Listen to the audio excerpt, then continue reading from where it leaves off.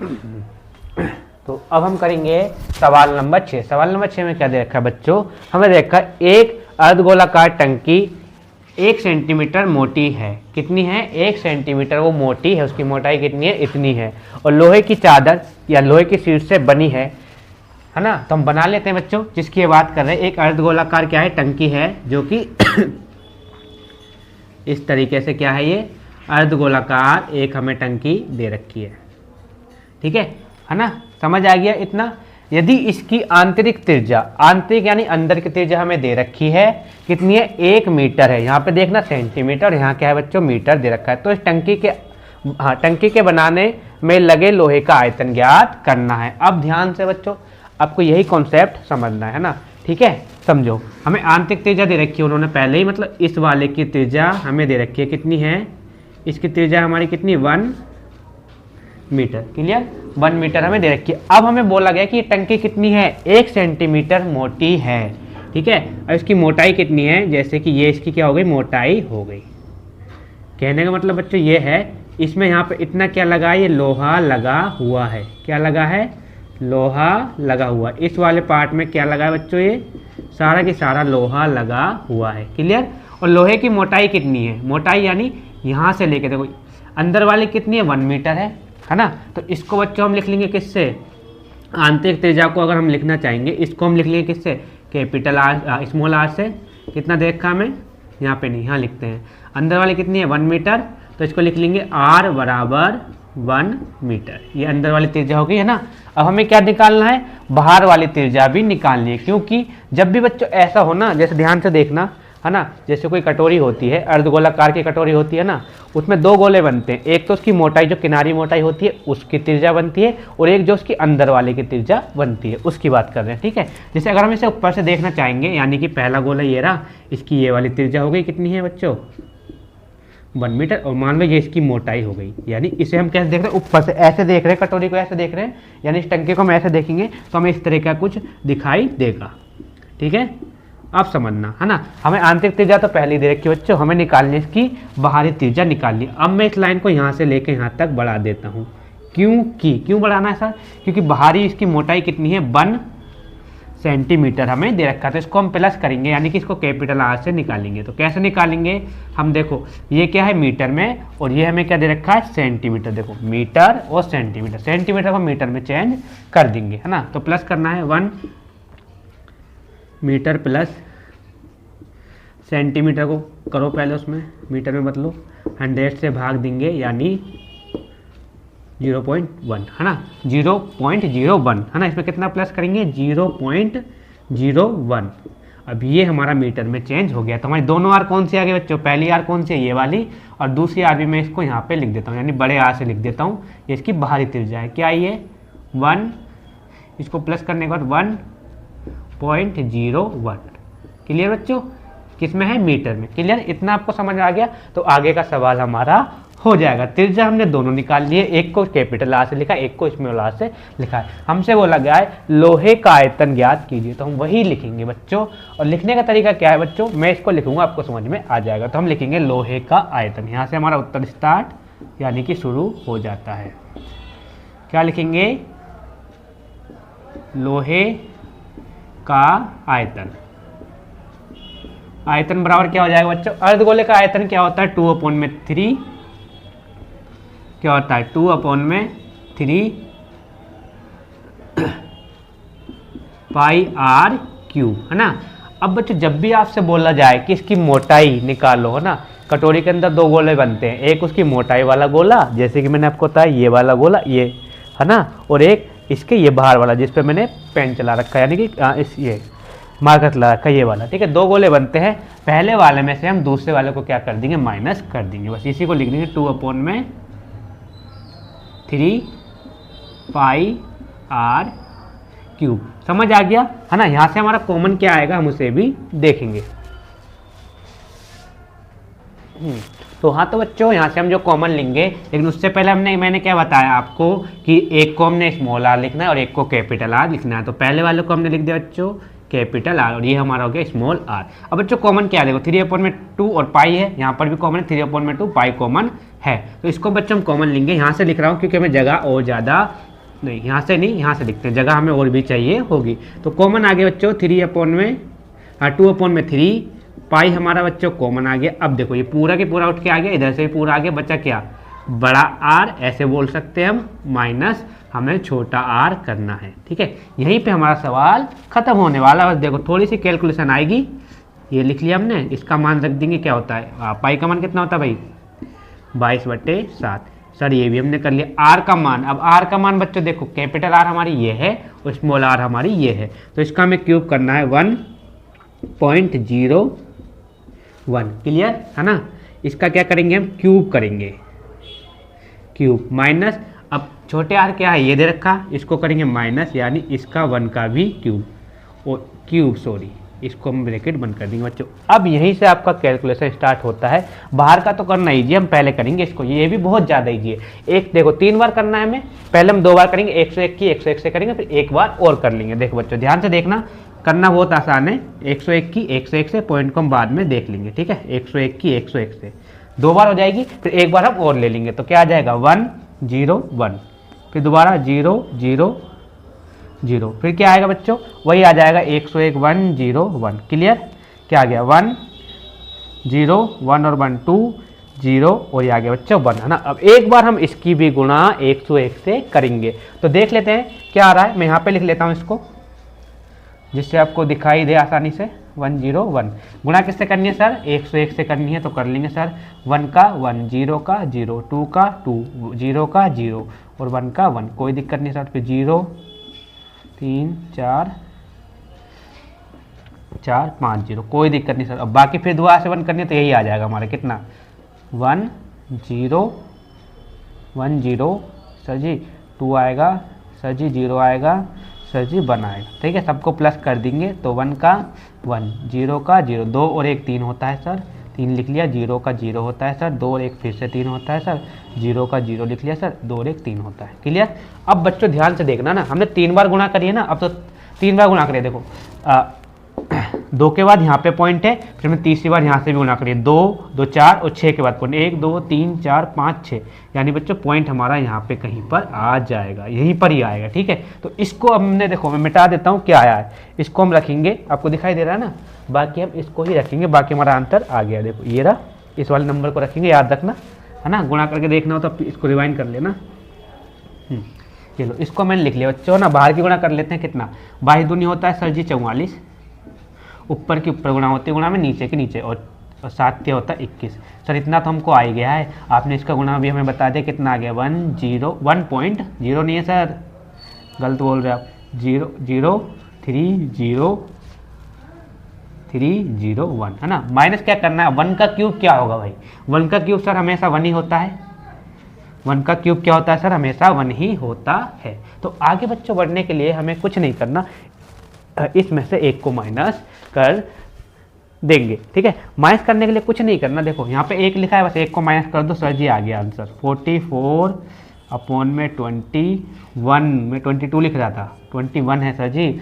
अब देखो 1 से 1 माइनस हो गया, बात खत्म सर जी, हो गया ना बिल्कुल माइनस, तो क्या आएगा 0.0301। ठीक है, देखो इस 1 से हमने इस 1 को काट दिया है। ठीक है, घट गया, तो 44 की गुणा हम इससे करेंगे और 21 से भाग दे देंगे। बहुत ज़्यादा शानदार और जानदार सवाल है, इसको भी देख लेते हैं। पॉइंट के बाद के नंबर 0 देखा, कुछ नहीं लिखना, इसको लिख लो, 3 के बाद से सारा नंबर लिख दो, 0 का कोई वो नहीं है, इसलिए हम क्या करेंगे 3 के बाद का सारा नंबर लिख देंगे। कितना देखा सर जी 30301, इसको हम इंटू किससे करने हैं 44 से करनी है, तो 4 एकम 4 होता है, 0 का 0 होता है, 4 तिया 12 का 2 हासिल 1, 4 एकम 0 का 0 यानी कि 1 आ जाएगा, 4 तिया 12। सिंपल सी बात है, जब भी दोबारा 4 से करना है तो सेम नंबर उतार लेंगे, 4 0 2 1 2 1।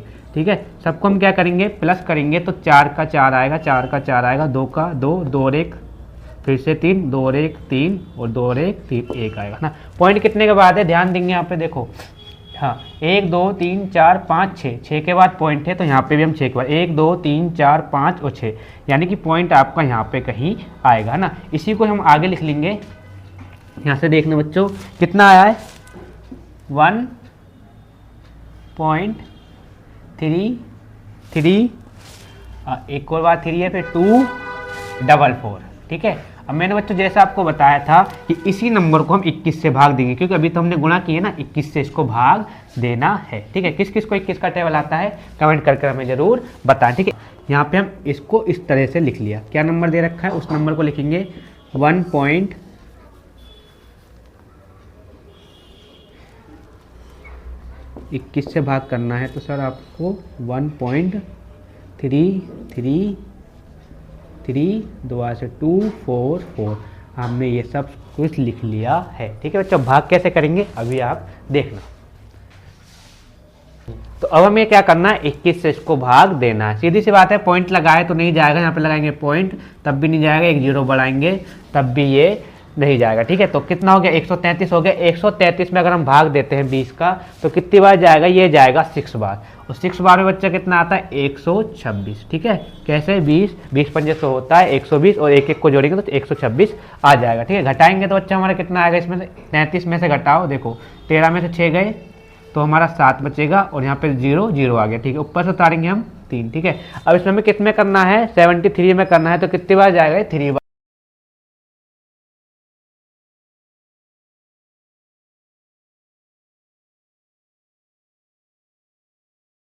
0 आ जाएगा, और यहाँ पे 1 आ जाएगा। ऊपर से हमारा कितना उतरेगा, ये वाला हम 2 को यहाँ पे उतार लेंगे, ठीक है। ये 2 उतार लिया तो कितना हो गया 102।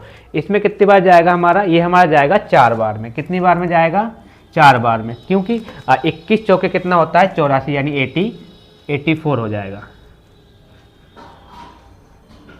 84। जब इसमें से हम माइनस करेंगे 12 में से 4 गए तो हमारा बचेगा कितना 8 बचेगा, और 9 में से 8 गए तो हमारा कितना बचेगा 1 बचेगा, 18 बचा। तो ऊपर से हम इस वाले 4 को भी उतार लेंगे, कितना हो गया 184 हो गया। हाँ, जब हम 184 में 21 का भाग करेंगे तो कितनी बार में जाएगा हमारा 8 बार में चला जाएगा, तो 8 बार में हमारा आएगा 168 आ जाएगा। इसमें से हम माइनस करेंगे, देखो कितना यहाँ पे लिख दिया हमने 8, 14 में से 8 गए तो 6 बचेगा, और 7 में से 6 गए तो 1 बचेगा। 7 में से 6 गए तो 1 बचेगा, यहाँ पे हमने 1 लिख लिया। ऊपर से हमारा लास्ट हम इस 4 को उतारेंगे, 4 को उतारने के बाद हमें क्या करना है 164 में भाग देना है। अब ध्यान से देखना आप, है ना, यहाँ पे हमने भाग किया 8 बार में गया है, तो इसमें कितनी बार जाएगा 7 बार में जाएगा, और 7 बार में कितना आ जाएगा, ये आ जाएगा 7 बार में कितना आएगा, ये 141 आ जाएगा, ठीक है। यहीं तक हमें निकालना, तो ये हमारा लगभग में आंसर आएगा, ठीक है।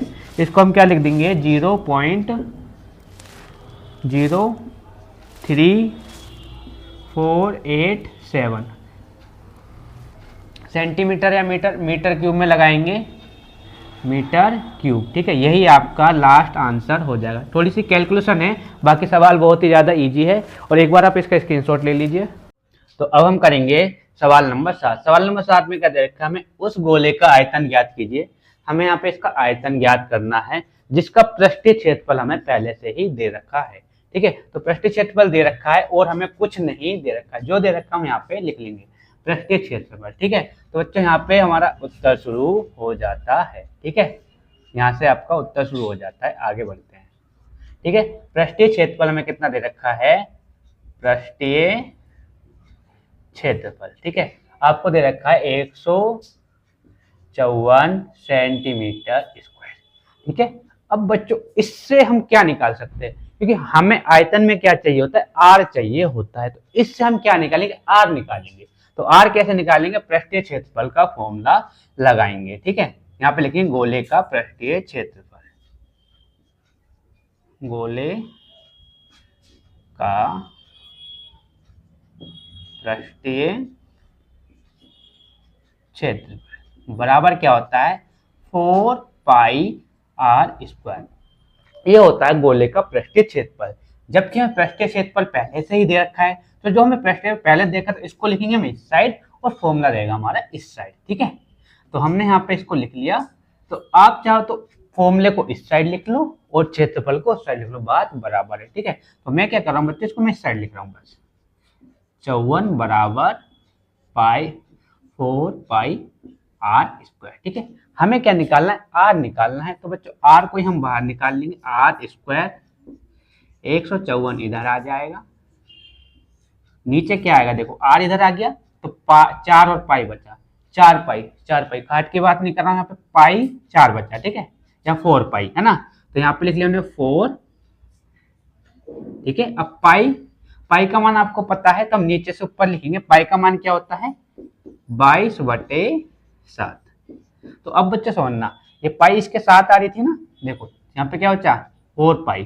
तो पाई का मान हम क्या करेंगे नीचे से ऊपर लिखेंगे, यानी 22 आएगा इधर, जो ऊपर है वो आएगा नीचे, और जो नीचे है वो कहाँ चला जाएगा गुणा में चला जाएगा। क्लियर, यहाँ तक समझ आ गया। इसको अब मैं मिटा देता हूँ, है ना। अब 22 से जब हम 154 को काटते हैं तो कितनी बार में कटता है भाई 7 बार में कटेगा। 22 के पहाड़ में 54 आता है, 154 7 बार में आता है।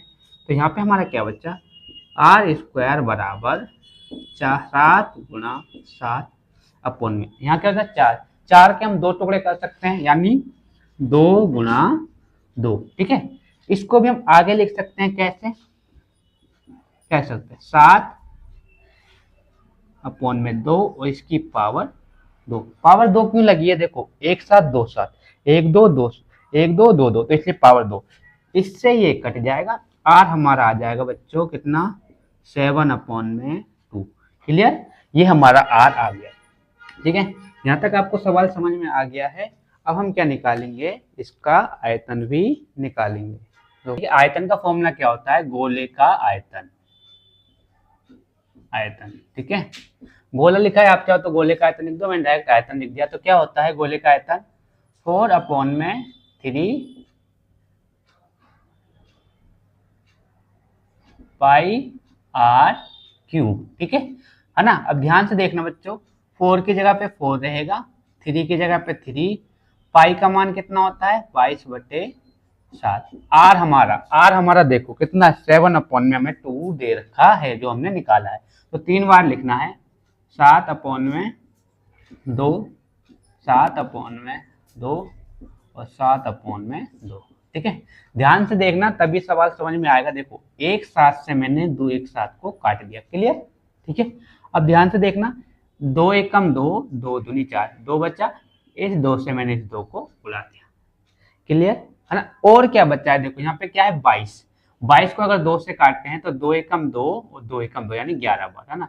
ऊपर बचा है आपका 11 7 7 और नीचे बचा है 3, तो इसको लिख लेते हैं 11 गुणा 7 अपॉन में 3। ठीक है, अगर आपकी कैलकुलेशन अच्छी है तो आप इस सवाल को बहुत आसानी से बना पाओगे। ठीक है, देखो 7 7 कितना होता है 49, ये लो 49 गुणा लिख लिया मैंने यहाँ पे अपॉन में 3। ठीक है, 49 की गुणा हम किससे करेंगे 11 से करेंगे, तो 11 11 9 होता है 99। ठीक है, हासिल बचेगी कितनी 9 बची। ठीक है, 11 चौक होता है कितना 44, कितना 44, 44 में अगर मैं 9 जोड़ देता हूँ, ठीक है 44 में हमें कितना जोड़ना है 9 जोड़ना है, तो कितना हो गया 9 4 13, 13 का 3 हासिल 1। ठीक है, ये आ जाएगा 53, कितना हो जाएगा 53, ये आ जाएगा 5 5 3 अपॉन में 3। अब बच्चों आपको कुछ नहीं करना है, इसको आपको भाग देना है। तो भाग हम कैसे देंगे ध्यान से देखना। ठीक है, नॉर्मल तरीका जिस हिसाब से आप भाग देते हो उसी से हमें भाग देना है। कितना देखा 5 3 9, 3 से भाग देंगे, 3 एकम 3, 2 बचा, ऊपर से कितना उतारेंगे भाई 3 और 4, 3 7 21, फिर 2 बचेगा, ऊपर से कितना उतारेंगे 9, 3 9 27 यानी 9 आ गया आपने, आप आ गए 27। 29 में से 27 गए तो 2 बचे। तो इसको लिखने का तरीका क्या है मैं वही बताने वाला था कि देखो जिससे भाग दिया वो आता है इधर, ये ऊपर वाला नंबर आपका यहाँ पे लिख दोगे आप 5 3 9 अपॉन में 3। तो यहाँ पे हमारा कितना आएगा 1 7 9 और शेष फल जो आपका बचा इसे बोलते हैं शेष फल। तो ये आपका उत्तर। ठीक है, किस में आया ये आयतन निकाला है, तो आयतन हमेशा आता है सेंटीमीटर क्यूब में आता है। ठीक है, इसको आप ध्यान से देख लेना, जोड़ के तो आपको जरूरत नहीं है, समझाने के लिए बताया दिया था, ठीक, इसको आप ध्यान से देख के ऐसे आंसर कर सकते हो। तो एक बार इसका स्क्रीनशॉट लेंगे। तो बढ़ेंगे अब हम सवाल नंबर 8 की तरफ। सवाल नंबर 8 में क्या देखा, किसी भवन का गुंबद एक अर्धगोले के आकार का है। ठीक है, जो भवन होता है उसके ऊपर जो गुंबद बना होता है इस टाइप से, वो क्या अर्धगोले आकार का होता है। अंदर अंदर इसमें सफेदी कराने का व्यय, ठीक है। अगर इसको अंदर से वो सफेदी करा, मान लो जो होता है ना, ये कोई महल होता है उसके ऊपर ऐसा टॉम सा बना होता है, इसके अंदर हमें सफेदी करानी होती है, जो हम नीचे से ऐसे देखते हैं ना ऊपर टॉम सा दिखाई देता है, तो इसके ऊपर से सफेदी करानी है, जिसका खर्चा क्या है पूरे उसमें सफेदी कराने का अंदर अंदर से, उसका खर्चा है कितना आ रहा है 498.69 वे है। यदि सफेदी कराने की दर 2 रुपए प्रति वर्ग मीटर है, 1 वर्ग मीटर का कितना रुपए ले रहा है वो 2 रुपए ले रहा है, तो ज्ञात कीजिए कि गुंबद का आंतरिक वक्र क्षेत्रफल और दूसरे में निकालना गुंबद के अंदर की हवा का आयतन। तो कहने का मतलब इसमें क्या है, इसमें निकालना हमें वक्र क्षेत्रफल और इस वाले में निकालना हमें आयतन निकालना है, ठीक है। अब एक बात मेरी समझना, देखो हमें यहाँ पे पूरा टोटल खर्चा दे रखा है, जैसे कि मान लो यहाँ पे ये गुंबद इस तरीके से होता है, इसमें मुझे पेंट कराना है, तो इसका पूरे का खर्चा जो है मुझे पहले ही दे रखा है, कितना 498.96, ठीक है, इतना खर्चा दे रखा है ना। अगर मान लो इसका इतना सा मैं छोटा सा भाग इतना पेंट कराता हूँ, मतलब एक 2 रुपये, हाँ देखो 2 रुपए प्रति वर्ग मीटर, 1 मीटर मान लो ये कितना 1 मीटर है, तो इसका मुझे कितना रुपए देना होता है 2 रुपए, ठीक है। पूरे का कितना है, इसका पूरे को पेंट कराने पे कितना आ रहा है भाई, ये आ रहा है, ठीक है। और जब मैं 1 मीटर कराता हूं तो 2 रुपए आता है, ठीक है। जब भी आपको ऐसा दिया हो तो बच्चों आपको कुछ नहीं करना, बड़े वाले नंबर को छोटे वाले नंबर से भाग देना है। जैसे बहुत आसान सवाल है, आपको देखने में टफ लग रहा है लेकिन बहुत ही ज्यादा आसान है। देखो यहाँ से लिखूंगा, यहाँ से लेके इसे यहाँ तक लिख दूंगा, देख देख के इसमें से ही लिखना, ठीक है। तो यहाँ से हम लिखेंगे अंदर, आपके सवाल में ना आपका आंसर छुपा होता है, अंदर इसमें सफेदी कराने का वे यानी कितना रुपए खर्च हुआ है ना, या आप लिख सकते हो खर्च भी लिख सकते हो, ठीक है। तो कितना दे रखा है बच्चों में, हमें दे रखा है 49896, ठीक है। ये हमें पूरे उसका दे रखा है, मतलब इस पूरे अर्धगोले में पूरा कराऊंगा तो मुझे इतने रुपए देने हैं, और 1 सेंटीमीटर कराऊंगा मतलब छोटे से हिस्से में कराऊंगा, इसके एक हिस्से में कराऊंगा तो उसको मुझे 2 रुपए देने हैं ना। तो अब हमें क्या लिखना, दूसरी लाइन क्या लिखेंगे, सफेदी कराने की दर 2 रुपए प्रति वर्ग मीटर, ठीक है। दूसरी लाइन क्या लिखेंगे, 2 रुपए प्रति वर्ग सेंटीमीटर से सफेदी करा, ठीक है। क्या कि पूरे में सफेदी कराने का खर्चा ये है, अब 1 मीटर सफेदी कराने का खर्चा क्या है, तो हम लिखेंगे बच्चों दूसरी लाइन जो लिखेंगे, प्रति वर्ग मीटर सफेदी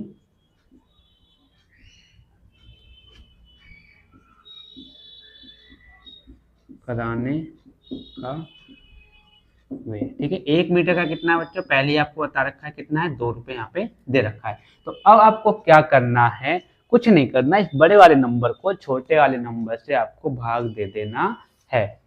तो भाग की सफेदी किया गया क्षेत्रफल, ठीक है, क्या लिखेंगे, सफेदी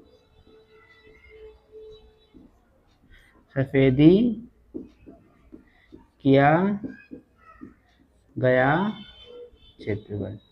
अब आपके मन में सवाल आ रहा होगा, सर आपने यही क्यों लिखा, ये इसलिए लिखा बच्चों, यहाँ पे हमें पैसे दे रखे हैं कि भाई 1 मीटर कराओगे तो 2 रुपए हैं और पूरा कराओगे तो इतने रुपए लगेंगे, लेकिन हमें ये नहीं पता कि उसने कितना क्षेत्रफल कराया है। जैसे कि मान लो इसका क्षेत्रफल कितना है 10 सेंटीमीटर है ना, लेकिन हमें यहाँ थोड़ी ना पता है कि कितना इसका क्षेत्रफल दे रखा है, नहीं दे रखा ना, तो हमें यही निकालना है।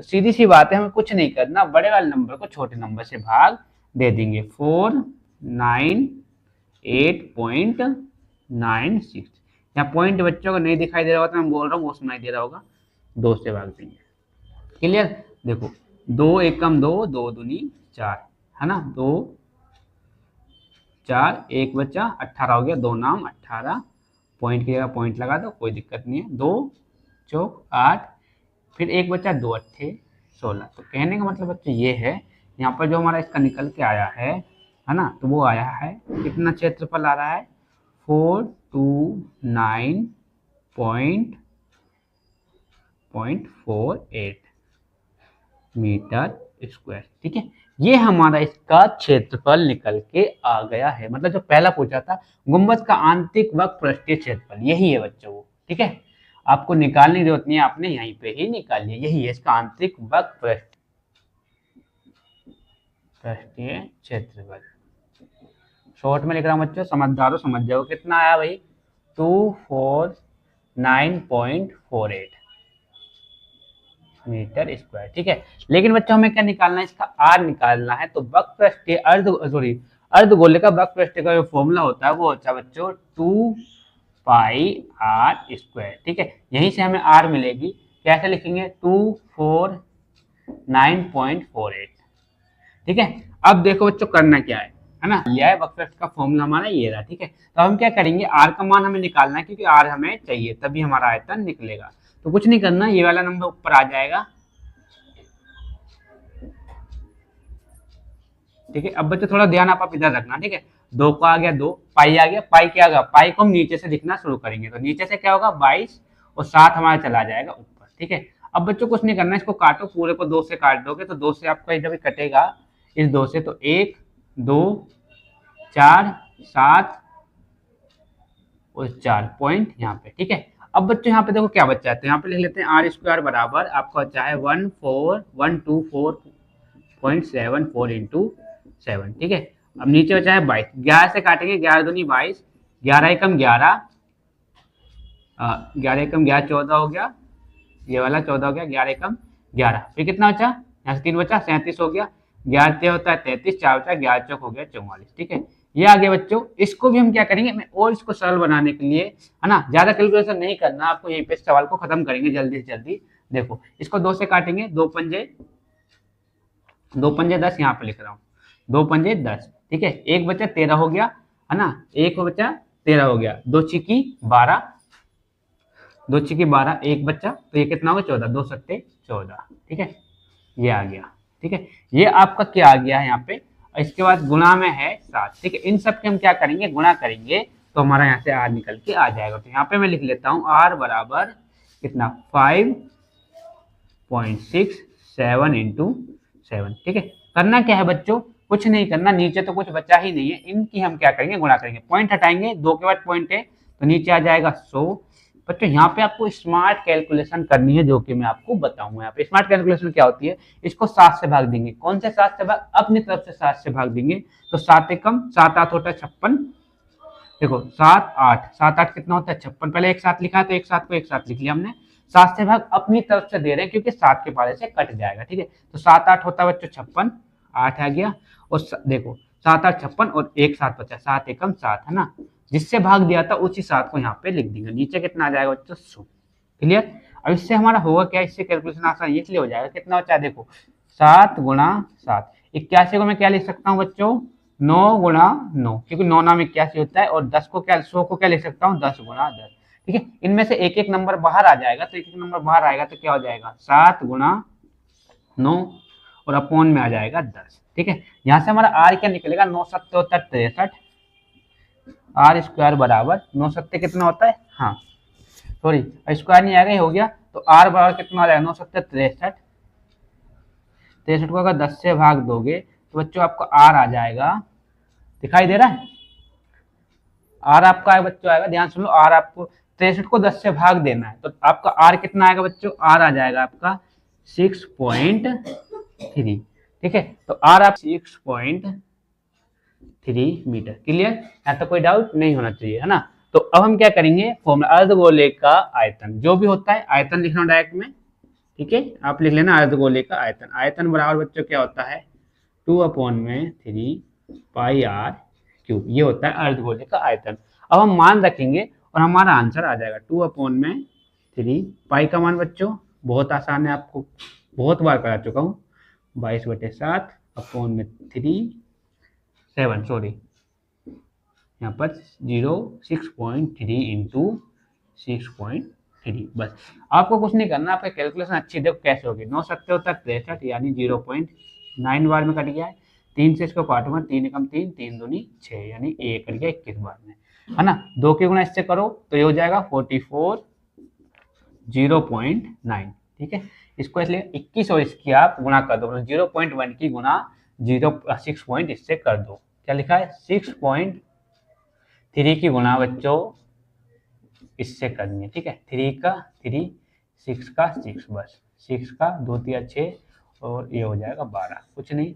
3 और 2 कैरी 1, ठीक है। ये आ गया बच्चों 13, ये आ गया। इसकी गुणा इससे करेंगे, 9 चौक 36, 36 का होता है बच्चों 6, हासिल बचेगी 3, 9 चौक 36 और 3 होता है बच्चों 39, है ना। एक के बाद पॉइंट है तो एक के बाद पॉइंट, इसकी गुणा मैंने इससे कही 44 है, ठीक है। अब नीचे नंबर लिख लो 13.23, इनकी गुणा कर दूंगा और आपका आंसर निकल के आ जाएगा।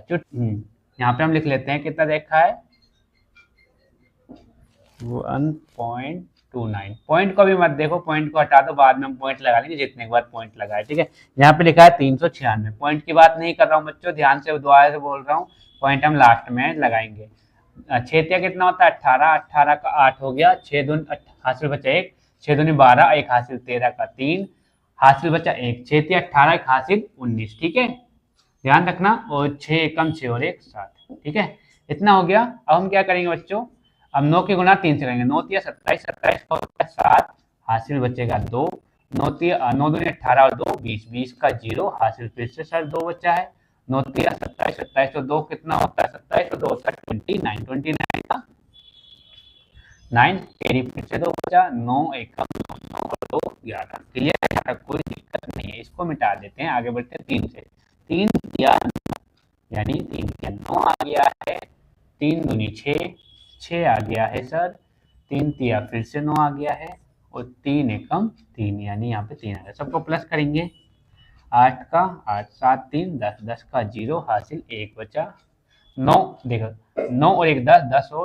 और 9 होता है 19, 19 का 9, हासिल फिर से 1 बचा, 9 और 1 10, 10 और 17, 17 में अगर हम 6 जोड़ते हैं तो ये हमारा 23, 23 का होता है 3, हासिल 2 बचा, हासिल कितना बचा 2 बचा, 9 और 1 10, 10 और 2 12, 12 का 2, हासिल 1 बचा, जो कि हम इसको यहाँ पर लगा देंगे, 3 और 1 4, 1 हासिल 5, ठीक है।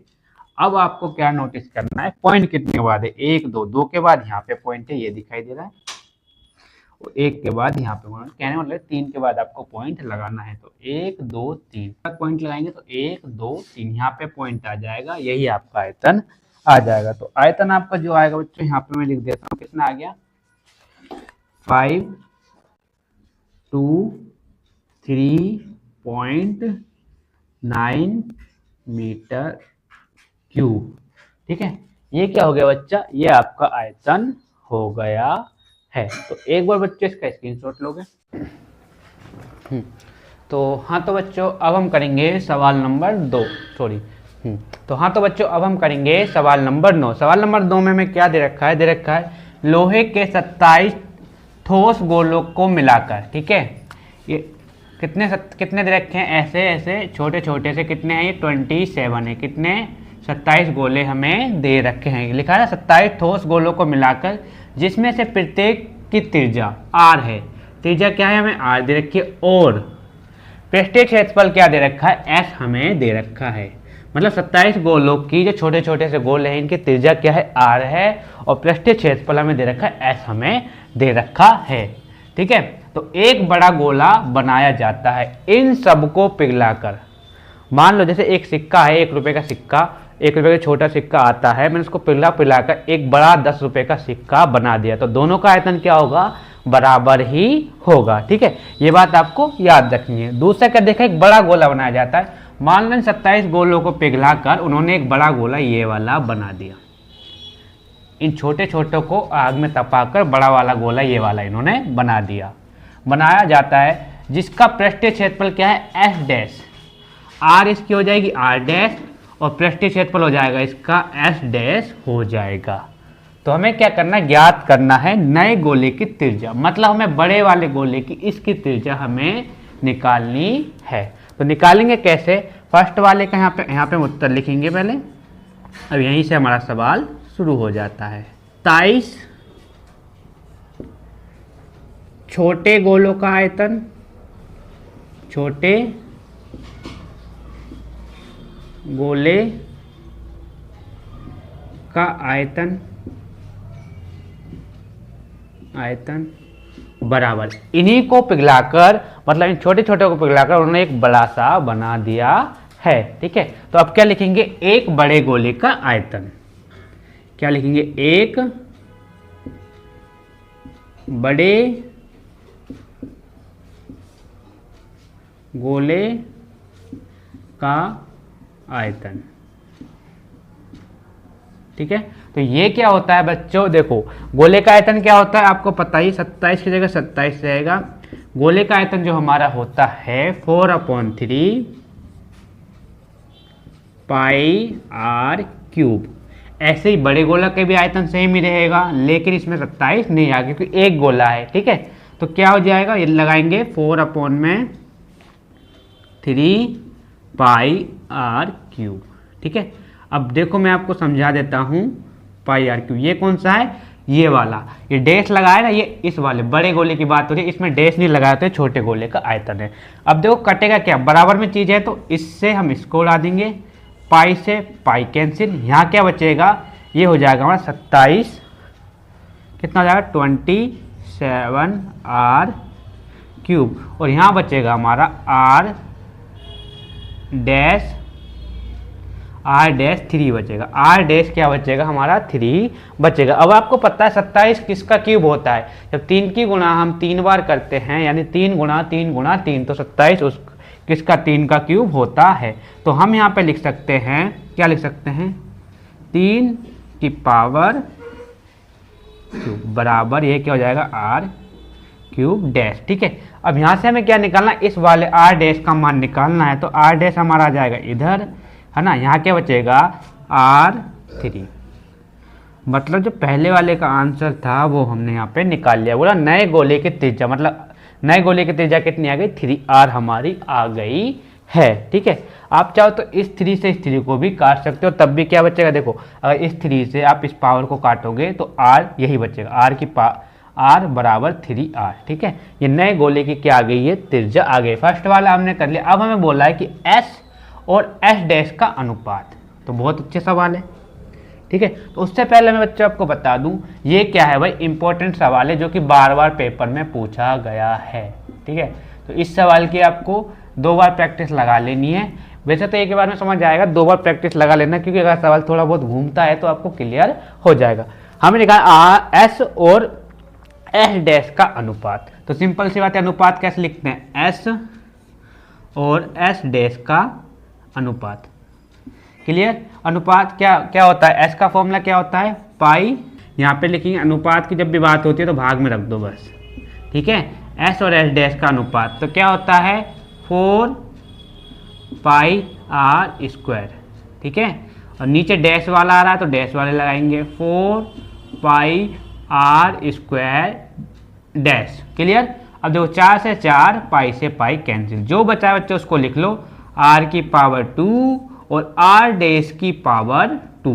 ठीक है, 12 नहीं है बच्चों, ध्यान रखना, यहाँ पे लगाता हूँ, चलो r डैश की पावर 2। लेकिन देखो r डैश का मान कितना है, ये लिखा, r डैश का मान कितना है, r हमारी देख के 3R, तो इसका मान रखेंगे, आंसर निकल के आ जाएगा। ये लो सर जी, हमने सर मान भी रख दिया। अब सर जैसा आपने बोला हमने वैसे तो कर लिया, लेकिन ये तो आर स्क्वायर, अब 3 की गुणा 3 से होगी, क्योंकि स्क्वायर लगाए तो 3 3 9 होता है, अब r की गुणा r से होगी तो r स्क्वायर, तो यहाँ से क्या होगा, इस r से ये वाला r कट जाएगा, कितनी बार में, एक बार में। तो अनुपात क्या आएगा बच्चों, अनुपात आएगा आपका 1/9।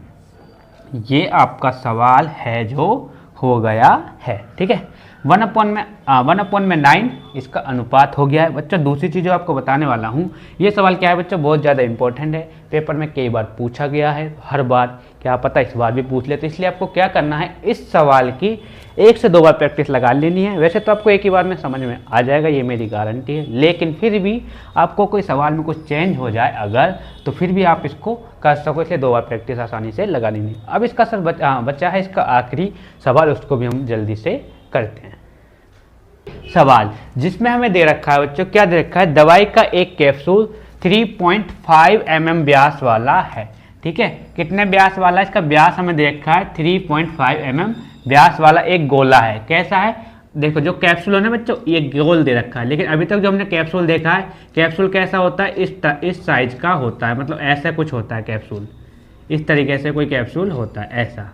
लेकिन इन्होंने पहले बोल रखा है कि वो कैप्सूल कैसा है, गोल है, तो हमने क्या मान लिया, वो कैप्सूल कैसा है, बिल्कुल गोल है, जैसा कि ये मैंने गोला बना दिया। ठीक है, ये हमें दे रखा है। इस कैप्सूल को भरने के लिए कितनी दवाई, मतलब इसको कैप्सूल के अंदर दवाई आती है ना, लेकिन कैप्सूल आपको इमेजिन क्या करना है, इमेजिन आपको कैप्सूल ये करना है कि कैप्सूल क्या है, गोल है, वो इस साइज का नहीं है, जैसा कि हम जो देखते हैं कि इस टाइप का नहीं है, वो कैप्सूल ऐसा बिल्कुल भी नहीं है, वो कैसा है, गोल है। क्लियर, इतनी बात समझ में आ गई है। तो अब हम क्या करते हैं, आगे बढ़ते हैं। तो हमें बताना है कि भरने के लिए कितनी दवाई mm³ की आवश्यकता होगी। कहने का मतलब ये है, क्यूब कब आता है बच्चों, जब हम आयतन निकालते हैं। तो सीधी सी बात है, हम लिखेंगे यहाँ पे गोली का आयतन।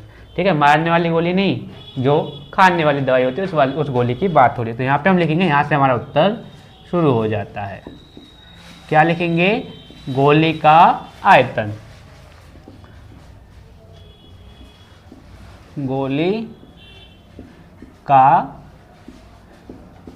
आयतन क्या होगा भाई, जो गोले का आयतन होता है वही गोली का आयतन हो जाएगा। क्या हो जाएगा, 4/3 πr³। लेकिन r हमें नहीं दे रखा है, अब हम इसकी r निकालेंगे तो r हमारी क्या हो जाएगी, r बराबर हो जाएगी 3.5/2, ये हमारी r हो जाएगी। क्लियर, तो इसका मान रखते हैं, क्या दे रखा है बच्चों कि 4/3 दे रखा है सर। पाई का मान सर आपने बताया था कि 22/7 होता है, r हमें दे रखा है 3.5/2, तो इसी को लिखेंगे, थोड़ा नीचे लिख लेते हैं, कितना दे रखा है, 4/3 22/7, r हमें देखा 3.5 × 3.5। यहाँ पे बच्चों क्यूब होता है, 2 नहीं होता, क्या होता है, क्यूब होता है। तो इस सबके नीचे 2 लगाएंगे, 2 लगा दिया सर जी, ये लो, जैसा आपने बोला हमने वैसा कर लिया। 1 2 1 2 से हमने 4 को उड़ा दिया, कोई दिक्कत नहीं। आगे क्या होगा, 7 से इसको काटेंगे, 7 पंजे 35, यानी कि 0.5 आ जाएगा। 2 से 22 को काटेंगे, 11 आ जाएगा। बस अब कुछ करना कुछ नहीं है, 11 के गुणा 5 से करेंगे तो 11 पंजे होता है 55। दोस्तों हमने 55 लिख दिया सर जी, जैसा आपने बोला, एक के बाद पॉइंट है तो एक के बाद पॉइंट ले दिया। 35 की गुणा 35 से करेंगे बच्चों, ये आ जाता है 1225। कितना आता है, 35 की गुणा 35 से करते हैं, 2 के बाद पॉइंट है 1 और 2, तो मैंने 2 के बाद पॉइंट लगा दिया, 1225 आ जाता है। भाग देना है हमें 3 से। सबसे पहले इसकी हम गुणा कर लेंगे, क्या दे रखा है 1225। मतलब बच्चों ध्यान रखना, पॉइंट के बाद जो नंबर होता है उसको एक साथ नहीं बोलते कैसे 12.25 सिंगल उसमें हमें बे में बोलना होता है, लेकिन यहाँ पे मैं डायरेक्ट बोल रहा हूँ, इसको भी आप ध्यान रखना है ना। तो हमें क्या करना है, 1225 को 55 से गुणा करना है, बहुत आसान है। 55 25, 25 का 5 हासिल 2, 5 दूनी 10 और 2 12 का 2 हासिल 1, 5 दूनी 10 और 11 का 1 हासिल फिर से 1, 5 एकम 5 और 1 6। अब आपको तो पता ही है कि यही सारा दोबारा रिपीट होगा क्योंकि 5 से हमें करना था। 16 सबको प्लस करेंगे, 7 3 7 6, बस यही था बच्चों। कितने के बाद पॉइंट है, 1 2 और 1 यहाँ पे 3 के बाद पॉइंट है, तो 1 2 3 यहाँ पे कहीं पॉइंट आ जाएगा। अब हमें बच्चा क्या है, 3 से भी तो भाग देना है, हमने ऊपर की गुणा करी है, अब हमें 3 से भाग देना है। यहाँ पे देखना ध्यान से, ठीक है, 3 से भाग देंगे तो इस नंबर को हम लिख लेंगे 7.375। भाग देंगे बच्चों, 3 दूनी करेंगे, 3 से इसको भाग दे देंगे। तो भाग हमें कैसे देना, 3 को इससे भाग करेंगे तो 3 दूनी होता है बच्चा 6, फिर 7 में भाग देंगे, 3 दूनी होता है 6, 1 हासिल 1 बच गया, 13 हो गया, 3 चौक 12 यानी कि 4 आ जाएगा।